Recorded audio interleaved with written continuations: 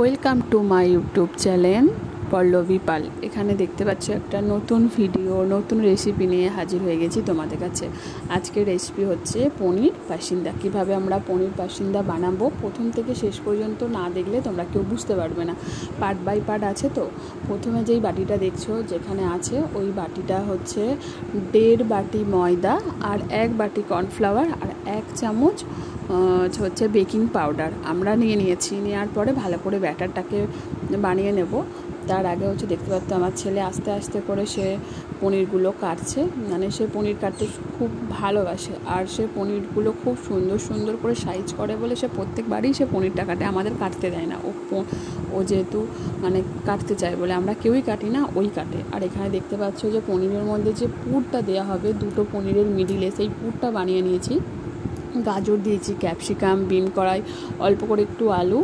এবার তার মধ্যে হচ্ছে যদি তোমরা আদা রসুন দিতে চাও আদা রসুন দিতে পারো, যদি নিরামিষি বানাতে চাও নিরামিষিও করা যায়। জিরে, মরিচ, গোলমরিচ, তারপরে হচ্ছে ধনে, গরম মশলা নিরামিষও করতে পারো। বা তোমরা যদি কেউ আমিষ মানে পেঁয়াজ দিয়ে করতে চাও, পেঁয়াজ আদা রসুন সেটাও দিতে পারো। যাই হোক, আমরা পুরটাকে বানিয়ে নিয়েছি। সেই পুরটা বানিয়ে নিয়ে দেখতে পাচ্ছ যে দুটো পনিরের মিডিলে সেই পুরগুলো আমরা দিয়ে রেডি করে ফেলেছি। এবার এখানে আমার শাশুড়িমা হচ্ছে সেই যে ব্যাটারটা যে বানিয়েছিল সেই ব্যাটারটাতে একটা একটা করে ডুবিয়ে তেলের মধ্যে মানে একবার ছাঁকা তেলের মধ্যে সেটা ভাজছে। আর সত্যি বলতে কি এই পনির পাসিন্দার যে রেসিপিটা যে আছে পনিরের, আমার ছেলে বা বাড়ির সবাই খেতে খুব ভালোবাসে। এটা আমাদের বাড়িতে প্রায় সময়তেই বানায়, সেই জন্যই আমাদের মাঝে মাঝেই হয়। এটা একবার না, এটা অনেকবারই আমাদের বানানো হয়ে গেছে। যাই হোক, এক এক করে আমার শাশুড়ি মা ছাড়ছে। আর পুরো যে রেসিপিটা যে পুরো বানিয়েছে আমার শাশুড়ি মাই বানিয়েছে, আমি এখানে কিছুই বানাইনি।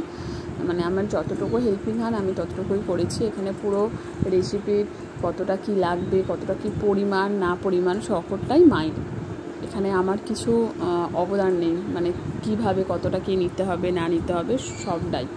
দেখতে পাচ্ছ পনিরটা হচ্ছে রেডি হয়ে গেছে, ভাজা হয়ে মা আস্তে আস্তে একটা একটা করে তুলছে।